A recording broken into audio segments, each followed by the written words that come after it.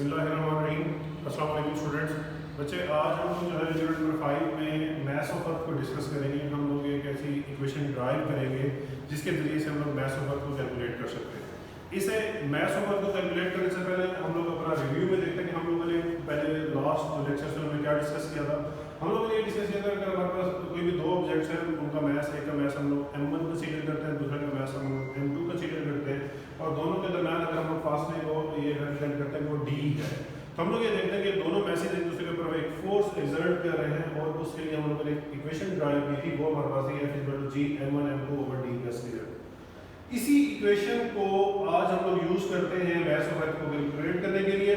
हम लोग क्या करते हैं कि हमारे पास जब हम लोग देखते हैं कि एक अर्थ की सरफेस के ऊपर एक ऑब्जेक्ट पड़ा हुआ है, उसका मैथ जो है m है, और हम लोग जो मैथ्स ऑफ अर्थ को कंसीडर कर लेते हैं वो उसे रिप्रेजेंट कर लेते हैं me से।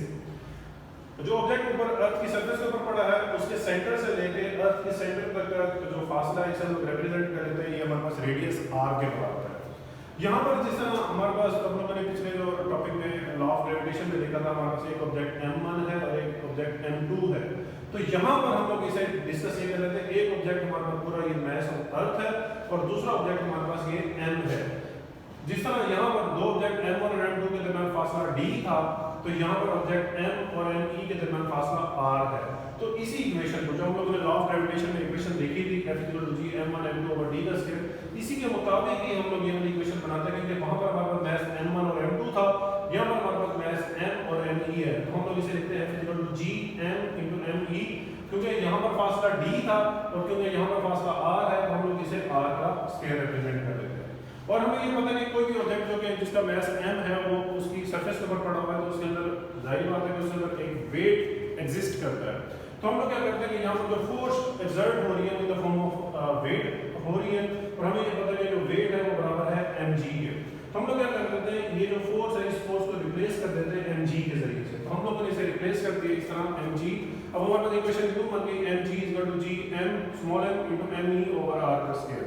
हम लोग दोनों साइडों पे स्मॉल m और स्मॉल m को आपस में कैंसिल कर देते हैं, तो हमारे पास एक इक्वेशन बन जाती है, वो बन जाती है g is equal to capital G me over r का स्क्वायर।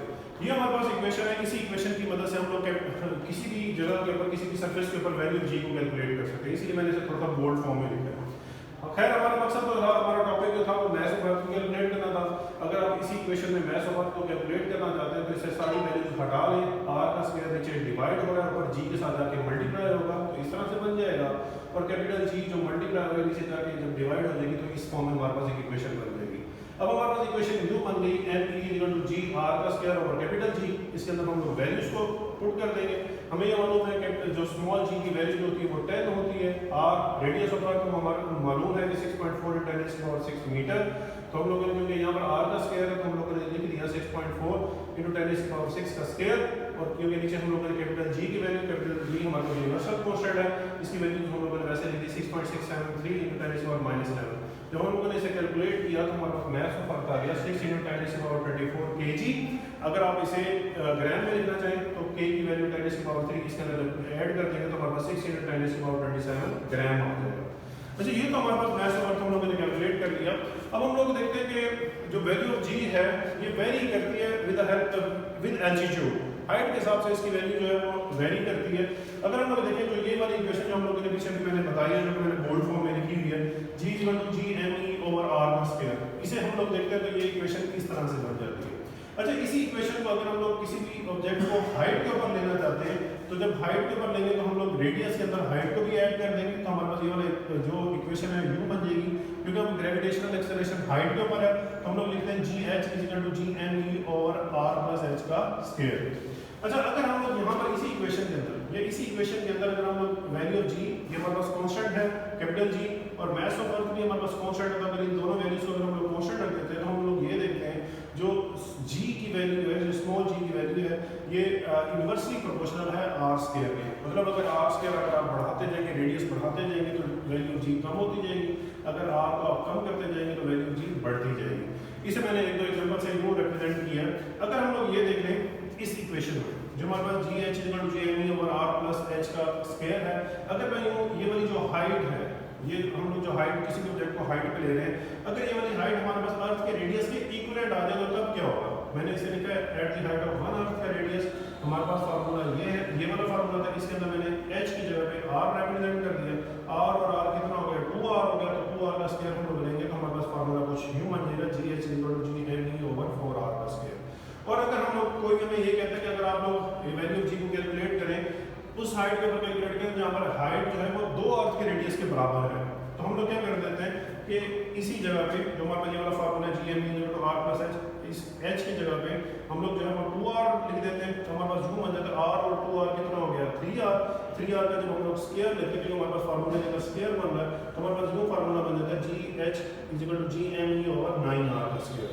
ठीक है, तो आप लोग इस फार्मूले के जरिए से आप लोग ग्रेविटेशनल एक्सेलरेशन एट किसी भी हाइट पर जो है वो आप फाइंड आउट कर सकते हैं। नेक्स्ट हमारे पास एग्जांपल है। एग्जांपल के अंदर आप देखें कि हम लोगों ने वैल्यू ऑफ g को इसी फार्मूले के जरिए से कैलकुलेट करना है, वैल्यू g को कैलकुलेट करना है। हमारे पास ऑब्जेक्ट जो अर्थ का रेडियस दे दिया गया वो हमारे पास दे दिया गया 6400 किलोमीटर और हमारे पास ऑब्जेक्ट की हाइट दे दी गई है 1000 किलोमीटर। अगर हम लोग इस फार्मूले के मुताबिक r+h को कैलकुलेट करें तो r+h का हम लोग 6400 + 1000 तो हम लोग 7400 किलोमीटर आ जाता है। अगर हम लोग इसे साइंटिफिक नोटेशन में लिखें और किलो को भी खत्म कर दें तो हमारे पास 6.4 × 10⁻6 मीटर में आ जाएगा। और हमें जिस तरह मालूम है मैस ऑफ अर्थ हमारे पास 6 × 10⁻24 kg है, तो हमारे पास इस फार्मूले के अंदर आप सारी वैल्यूज पुट करेंगे। ग्रेविटेशन जो हमारे पास वैल्यू g जो है ये यूनिवर्सल कांस्टेंट है, इसकी वैल्यू हमें मालूम है 6.6 × 10⁻11, तो अब अगर इस फार्मूले के अंदर इसकी सारी वैल्यूज को पुट किया तो आपके पास value of g at height आ गई। ठीक है, जो हाइट हमारे पास 1000 किलोमीटर के ऊपर आ गई वो हमारे पास वैल्यू g आ गई 7.3 मीटर पर सेकंड स्क्वायर। होप आपको ये टॉपिक सारा क्लियर हो गया होगा। आप लोगों को इसे प्रिपेयर भी करना है और उसे रीड रजिस्टर पर लिखना भी है। अपना पेरेंट्स का ख्याल रखिएगा। अल्लाह हाफिज़।